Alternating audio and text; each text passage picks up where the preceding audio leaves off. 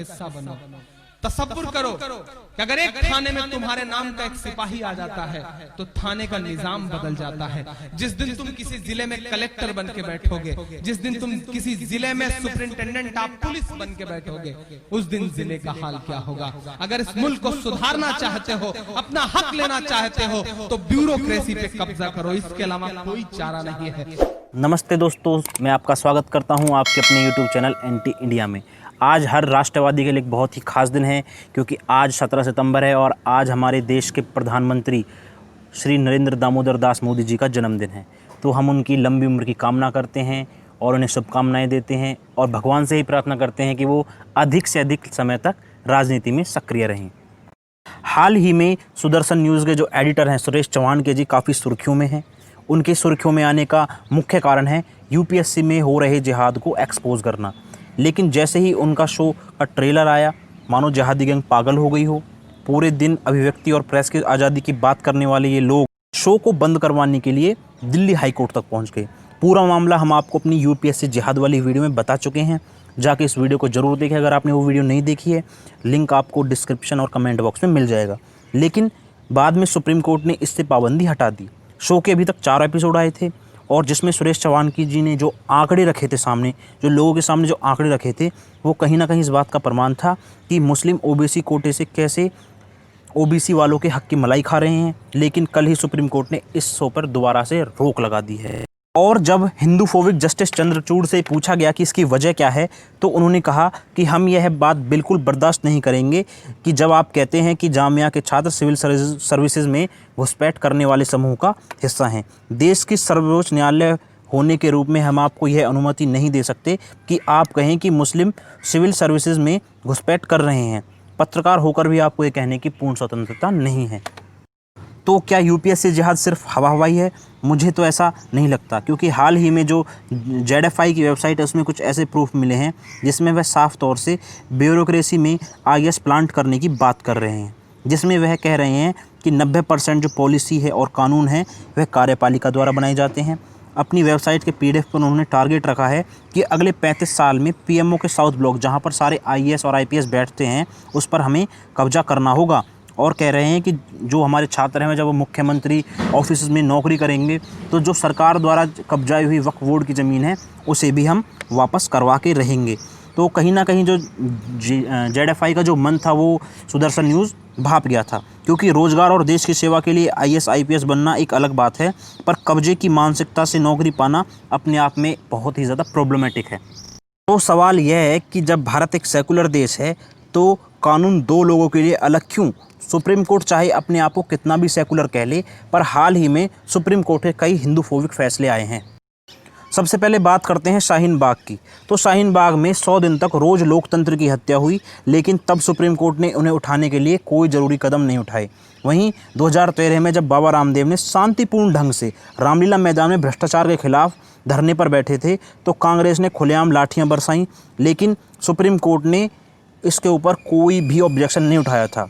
आप चाहे कोई भी हिंदू त्यौहार को ले लें, आपको हर त्यौहार पर कोर्ट की दखल ज़रूर मिलेगी। और अब तो सुप्रीम कोर्ट यह तय करता है कि दही हांडी की ऊंचाई कितनी होगी, पानी से होली खेलनी है गुलाल से, पटाखे फोड़ने या नहीं फोड़ने, ये सारी चीज़ें हिंदू त्योहारों पर ही याद आती हैं। लेकिन बात करें ईद या क्रिसमस की, तो कोर्ट कभी नहीं कहता कि इको फ्रेंडली ईद मनाओ या इको फ्रेंडली क्रिसमस मनाओ। हमारा संविधान हमें धार्मिक स्वतंत्रता की पूर्ण आज़ादी देता है, लेकिन सुप्रीम कोर्ट ने कुछ ऐसे धार्मिक मामलों पर अपने फैसले दिए हैं जिससे आप यह सोचने पर मजबूर हो जाएंगे कि क्या सुप्रीम कोर्ट सच में हिंदू फोबिया का शिकार है। अभी हाल ही में केरल के 900 साल पुराने सबरीमाला मंदिर पर सुप्रीम कोर्ट ने दखल दी और मंदिर की परंपरा को तोड़ा, जिसमें अब मंदिर में औरतों की भी एंट्री हो सकती है। लेकिन क्या कभी सुप्रीम कोर्ट ने मस्जिदों में औरत की एंट्री पर दखल दिया है? एक तरफ कोर्ट नारी शक्ति की बात करता है, दूसरी तरफ 3 तलाक, हलाल और बहुविवाह जैसी कुरीतियों के बारे में कोई सुनवाई नहीं करना चाहता। देखिए, यहाँ पर अगर मैं सबरीवाला मंदिर की बात करूँ तो यहाँ पर मैं ये बिल्कुल नहीं कह रहा हूँ कि मंदिरों में औरतों की एंट्री नहीं होनी चाहिए। बिल्कुल सबकी एंट्री होनी चाहिए, सबका हक है। भगवान किसी का पर्सनल नहीं है, भगवान सबका है। तो कोई भी इस बारे में गलत मत समझना कि यहाँ पर मैंने सिर्फ एक उदाहरण दिया है सुप्रीम कोर्ट का। वहीं एक तरफ बात करते हैं धारा 370 और 35A की। 70 साल से कोर्ट को पता था कि वहाँ हिंदुओं के साथ क्या हो रहा है।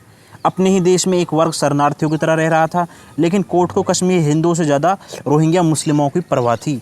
जब रोहिंग्या मुसलमानों को देश से बाहर भेजने के लिए याचिका डाली गई तो सुप्रीम कोर्ट ने इस याचिका को पूरी तरह से खारिज कर दिया। वहीं एक आम आदमी को कभी न्याय नहीं मिलता, वो न्याय के लिए मर जाता है, लेकिन याकूब मेनन की फांसी को रोकने के लिए सुप्रीम कोर्ट रात के 2 बजे खोल दिया जाता है। वहीं जब मेघालय का जो हाई कोर्ट है वो भारत को हिंदू राष्ट्र बनाने की एक टिप्पणी करता है तो सुप्रीम कोर्ट उस पर तुरंत एक्शन लेता है और नोटिस भेजकर फटकार लगाई जाती है कि आपकी हिम्मत कैसे हुई कि आप एक सेकुलर देश में हिंदू राष्ट्र की बात करें। तो आप इन सब चीज़ों से, इन सब घटनाओं से अंदाज़ा लगा सकते हैं कि सुप्रीम कोर्ट के अंदर हिंदू फोबिया कितना कूट कूट कर भरा हुआ है, और यूपीएससी जिहाद पर बैन लगाना इसका ताज़ा उदाहरण है। कई मुस्लिम नेता और जाकिर नायक जैसे आतंकवादी भी इस पर कई बार बयान दे चुके हैं। हाल ही में इमरान प्रतापगढ़ी जो कि एक कवि है, उसकी एक वीडियो वायरल हो रही है जिसमें वह कह रहा है कि बंदूक लेकर किसी देश की सत्ता या संविधान को नहीं बदला जा सकता। अगर संविधान बदलना है तो सिस्टम में घुसो, अगर अपना कब्जा करना चाहते हो तो ब्यूरोक्रेसी पर कब्जा करो, अगर बच्चों को डॉक्टर या इंजीनियर बनाओगे तो इससे तुम्हारा फ़ायदा होगा, अगर नस्लों को फ़ायदा पहुंचाना है तो आईएएस बनाओ और देश पर कब्जा करो। उसकी जो वायरल वीडियो है, चलो उस पूरी वायरल वीडियो को पूरा सच देखते हैं। दुनिया का कोई सिस्टम परफेक्ट नहीं होता, मैं आपको दावत दे रहा हूं। दुनिया का कोई सिस्टम परफेक्ट नहीं होता। माइक पर खड़े होकर कितना भी कोसा जाए, कितनी भी गालियां दी जाएं, निजाम ऐसे नहीं बदलेगा। निजाम बदलना चाहते हो तो सिस्टम का हिस्सा बनो। तसव्वुर करो कि अगर एक थाने में तुम्हारे नाम का एक सिपाही आ जाता है तो थाने का निजाम बदल जाता है। जिस दिन तुम किसी जिले में कलेक्टर बन के बैठोगे, जिस दिन तुम किसी जिले में सुपरिंटेंडेंट ऑफ पुलिस बन के बैठोगे, उस दिन जिले का हाल क्या होगा। अगर इस मुल्क को सुधारना चाहते हो, अपना हक लेना चाहते हो तो ब्यूरोक्रेसी पे कब्जा करो, इसके अलावा कोई चारा नहीं है।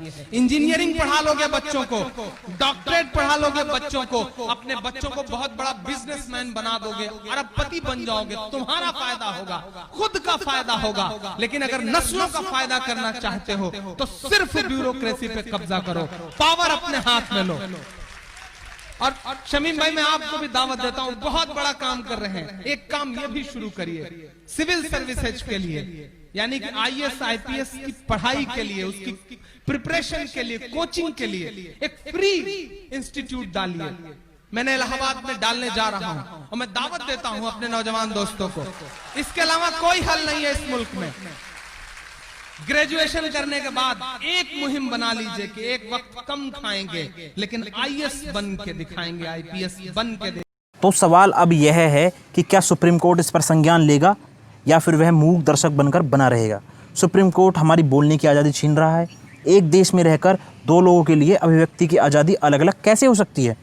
देश विरोधियों को सुप्रीम कोर्ट ने इतनी छूट दे रखी है, तो सवाल यह है क्या सुप्रीम कोर्ट इस देश को इस्लामिक राष्ट्र बनते देखना चाहता है।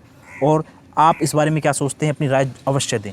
और अगर आपको यह वीडियो पसंद आई है तो ज़्यादा से ज़्यादा लाइक करें, शेयर करें, और पहली बार अगर मेरे चैनल पर आए हैं तो चैनल को सब्सक्राइब जरूर कर दें और बेल आइकन प्रेस करना ना भूलें, जिससे आने वाली वीडियो की नोटिफिकेशन आपको पहले ही मिल सके। जय श्री राम दोस्तों, जय हिंद।